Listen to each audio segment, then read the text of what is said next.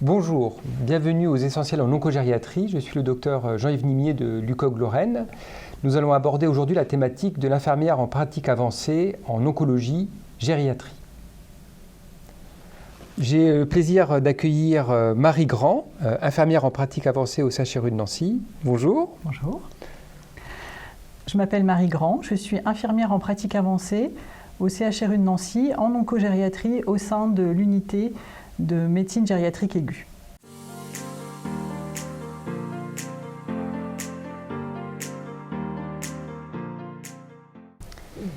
Qu'est-ce qu'une infirmière en pratique avancée? Quelle formation est nécessaire pour acquérir la compétence? Alors une infirmière en pratique avancée, c'est avant tout une infirmière qui a déjà 3 ans d'expérience et qui va donc faire la formation d'infirmière en pratique avancée au sein de la faculté de médecine pour une durée de 2 ans. Donc cette formation va donner droit à un master de niveau 2 et notre formation elle existe grâce au décret datant du 18 juillet 2018. Donc l'infirmière en pratique avancée pendant sa formation va acquérir des connaissances et des compétences vraiment bien spécifiques au domaine pour lequel elle se forme. Donc il existe 5 domaines de formation. On peut se former donc en oncologie, hémato-oncologie. On peut se former en maladie rénale chronique, dialyse et néphrologie. On peut se former aussi aux urgences, en pathologie chronique stabilisée et puis en psychiatrie et santé mentale. En pathologie chronique stabilisée, la formation que j'ai faite pendant ces 2 années, nous donne le droit de suivre des patients qui peuvent être atteints de diabète de type 1, de type 2, l'artériopathie chronique, l'AVC, maladie d'Alzheimer et syndrome démentiel, l'épilepsie, la maladie de Parkinson, l'insuffisance respiratoire chronique et puis les cardiopathies et maladies cardiaques à suivre au long terme. Quel est le mode d'exercice possible pour l'IPA? Donc l'infirmière en pratique avancée, elle peut exercer soit en ambulatoire, par le biais des centres comme les maisons de santé, les MSP, ou aussi des CPTS. Elle peut exercer, mais toujours sous couvert d'un médecin. Elle peut exercer également en établissement de santé, soit un établissement de santé public ou privé. Pareil, là avec sous couvert d'un médecin. Elle peut également exercer dans un établissement médico-social comme un EHPAD par exemple.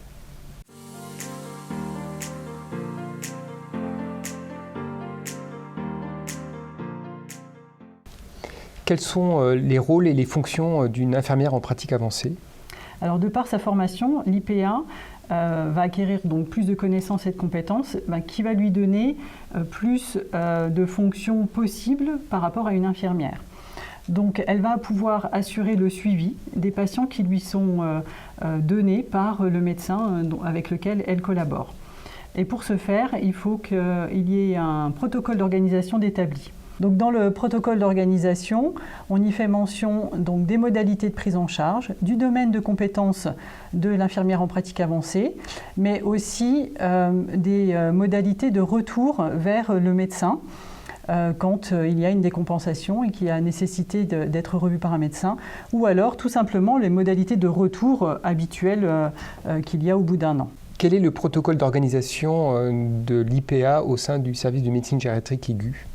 Donc, au sein du service, pour que je puisse évaluer et suivre les patients, donc dans le protocole, on a bien établi les modalités d'accès à l'IPA. Donc, c'est dans le cadre d'un suivi après une hospitalisation de jour, ou alors une consultation auprès de l'oncogériatre, ou par le biais à la suite d'une évaluation faite par l'équipe mobile de gériatrie au sein du CHU de Brabois.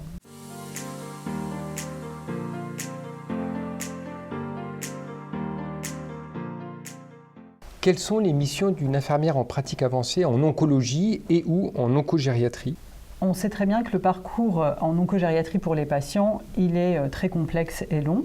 Donc au départ, on commence par une évaluation initiale. Après, on envisage différents traitements. Il y a toute une coordination qui se fait au niveau du parcours de ce patient. Et puis, il y a le suivi régulier. Et puis, il y a aussi tout ce qui est soins de confort. Et donc tout au long de ce parcours patient très complexe, en fait, de nombreux événements peuvent arriver.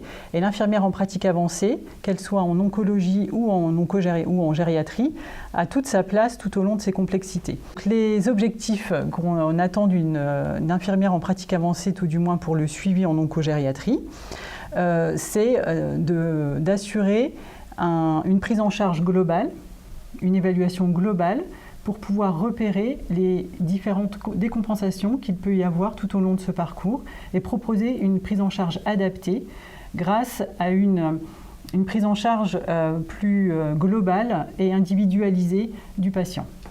Parmi les mentions qui ont été citées précédemment, quelles sont celles qui pourraient être le plus adaptées à l'oncologie ou l'oncogériatrie ? Alors, donc, parmi les 5 mentions, il y en a 2 qui ressortent, donc celle oncologie, hémato-oncologie, et puis la mention pathologie chronique stabilisée. Pour faire le suivi oncologique, la mention donc oncologie est plus adaptée, puisque l'infirmière en pratique avancée qui aura eu cette formation est beaucoup plus compétente dans l'ensemble des traitements proposés en oncologie, mais aussi dans tous les soins de support. L'infirmière en pratique avancée, donc PCS, pathologie chronique stabilisée, elle est plus légitime dans le suivi gériatrique, surtout si elle a eu une longue expérience en gériatrie avant d'exercer en pratique avancée. Une chose est certaine, la formation en oncogériatrie est indispensable pour l'une comme pour l'autre mention. Au cours d'une consultation, une infirmière en pratique avancée, quand elle est plus sur la formation pathologie chronique stabilisée, va pouvoir faire une évaluation globale gériatrique, évaluer les fonctions cognitives, évaluer également les troubles de la marche, faire une évaluation plus fonctionnelle et derrière proposer une prise en charge adaptée.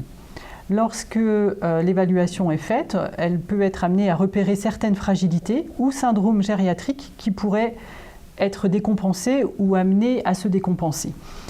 Et si toutefois donc, il y avait un repérage de décompensation, du coup l'IPA va en faire référence à l'oncogériatre pour pouvoir proposer une prise en charge rapide et adaptée. Les entretiens sont à peu près à 1 à 4 par an pour l'IPA.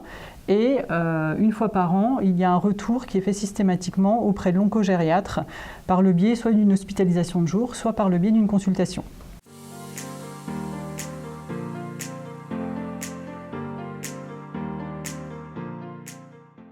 De quel retour d'expérience pouvez-vous témoigner ? Eh bien, depuis que j'exerce en tant qu'IPA au niveau de l'oncogériatrie en consultation, j'ai pu voir de nombreux patients et il y en a plusieurs qui m'ont fait des retours plutôt positifs sur la prise en charge. Je pense à un patient de 83 ans que nous suivons depuis 2022 dans le cadre d'un adénocarcinome de la tête du pancréas pour lequel un traitement par chimiothérapie d'entretien est encore en cours. Ce patient est autonome à domicile, il est parfaitement cohérent, il n'a pas de troubles cognitifs. Et il suit parfaitement bien jusque-là son parcours patient avec ses nombreuses consultations.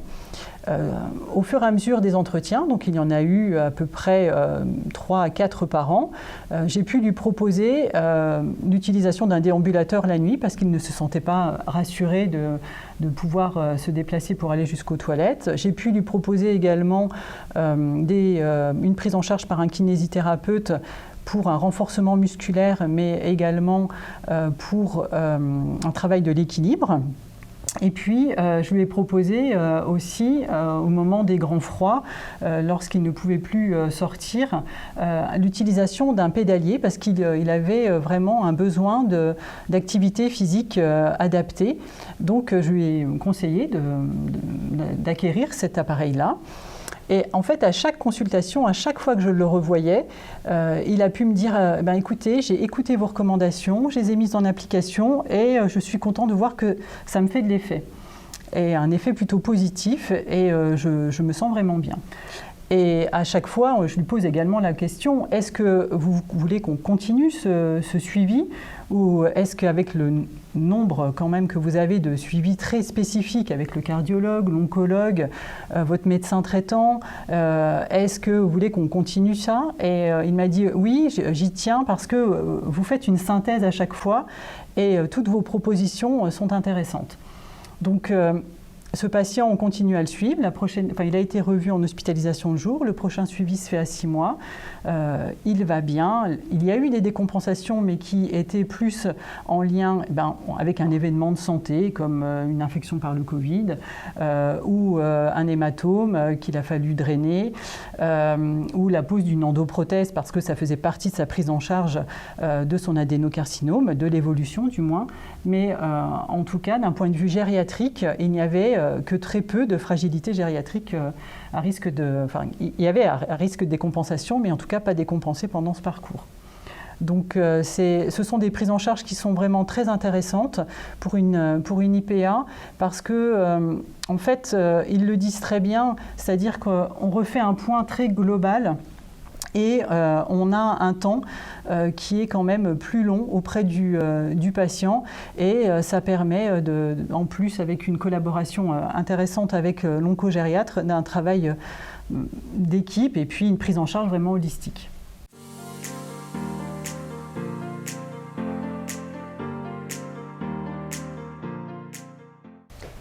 Quelles pourraient être les évolutions de ce métier dans les prochaines années ? Alors là, comme je l'ai abordé tout à l'heure, en oncogériatrie, on peut travailler en tant qu'IPA formation onco et une IPA formation pathologie chronique stabilisée. L'idéal, pour être vraiment optimal dans la prise en charge, il faudrait faire les deux mentions. Mais pour le coup, c'est vraiment un investissement personnel qui est important.